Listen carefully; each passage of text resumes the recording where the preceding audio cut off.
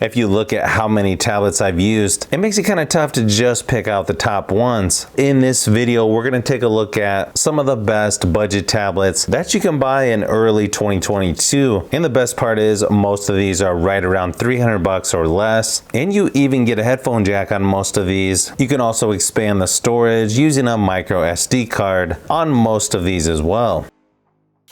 Now, if you're looking for a tablet that comes with a stylus, or in this case, S Pen, the Galaxy Tab S6 Lite is going to be a really good choice. It's got a 10.4-inch display. It's going to be one of the best ones as far as drawing, taking notes, or just moving around the software with the included S Pen. You also get speakers on each side of the tablet. You're also going to get Samsung DeX, which normally you only get on the more expensive Samsung tablets, which is going to make it feel a little bit more like a regular laptop. And out of all the tablets in this price range, this is going to be the only option that's got a stylus or S Pen included, which is nice that you don't have to pay extra to get that. Overall, just a really nice tablet whether you're going to be gaming, watching movies, but really the top feature of this tablet is definitely going to be the S Pen.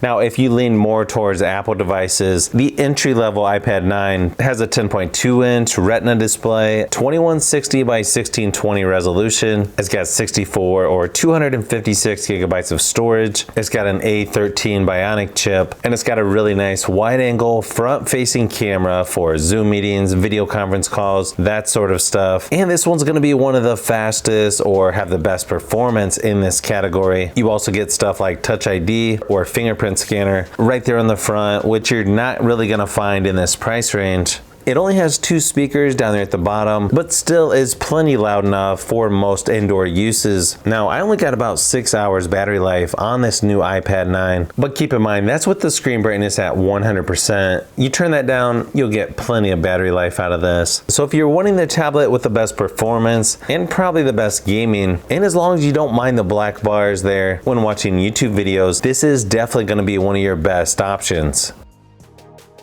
Now, if you like tablets, phones, and other tech, consider hitting that subscribe button. I try to cover as much on the channel as possible, and I'll be posting more videos this year than ever before.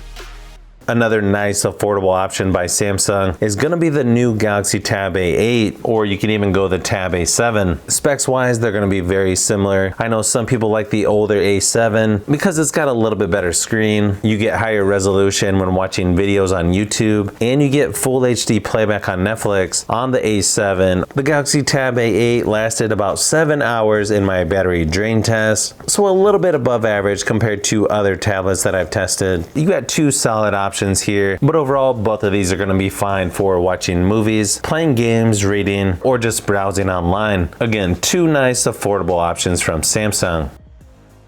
Another tablet that you're probably going to want to consider is the new T20 by Nokia. It's got a 10.4-inch 2000 by 1200 resolution display. It's got speakers on each side of the tablet. You get a headphone jack, 64 gigabytes of storage, 4 gigabytes of RAM. You can also expand the storage on this one with a 512 gigabyte micro SD card. Nokia T20, I got about 8 hours battery life, which is really good for tablets that I've tested. Easily be able to get through the entire day just with normal usage. Probably a couple days if you turn the screen brightness down a little. It may not look like it on paper, but Nokia does what I think all Android tablets should do, and that's make the software feel really fast and smooth. This is definitely one of my favorite budget tablets. This came out recently, and it's also nice to see they're promising a couple years of software updates, 3 years security updates.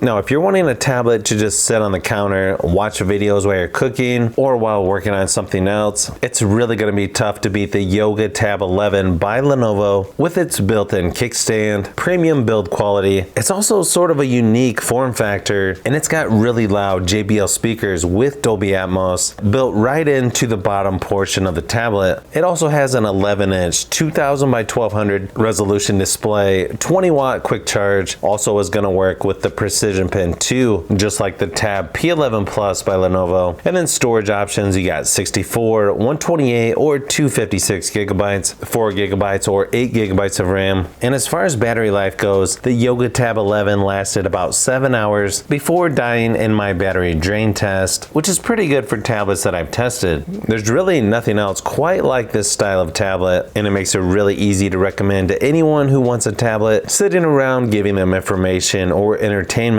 while working on those projects around the house. If you don't really need the built-in kickstand, you've also got the Lenovo Tab P11 Plus by Lenovo, which is going to be pretty much the same tablet, even has the same MediaTek G90T processor, but in a normal, regular form factor. It has an 11-inch 2000 by 1200 resolution display, quad speaker setup with Dolby Atmos. You also get 4 gigabytes or 6 gigabytes of RAM, 64 or 128 gigabyte storage. This one's also going to work with the Precision Pen 2. Unfortunately, you don't get a headphone jack with this one, but you are going to get a little higher resolution cameras on something like this versus the Galaxy Tab A8 or A7. It's got a 13 megapixel rear facing and 8 megapixel front facing. The Lenovo tablet lasted about 6 hours before dying in my battery drain test. Again, just a nice affordable tablet to play games, watch movies, or just browse online by Lenovo. Another good affordable option is going to be the Fire HD 10 Plus. This tablet's actually going to be the most affordable one out of all these. And if you get the Plus version, it's the only tablet that has wireless charging. It's got a 10.1 inch 1080p resolution display. It'll even go up to 2160p when watching YouTube videos. And you get full HD playback resolution when watching Netflix. I got 9 hours battery life in my battery drain test, which means you can probably get about double that with normal usage. They've also got an official keyboard that works with this one. Pretty good performance on here, and it also has a headphone jack. Now, you're not going to get every single app that you would get on the Google Play Store because Amazon has their own Play Store, but as long as they have all the apps that you would use in there, I feel like this one is a no-brainer, especially for the price.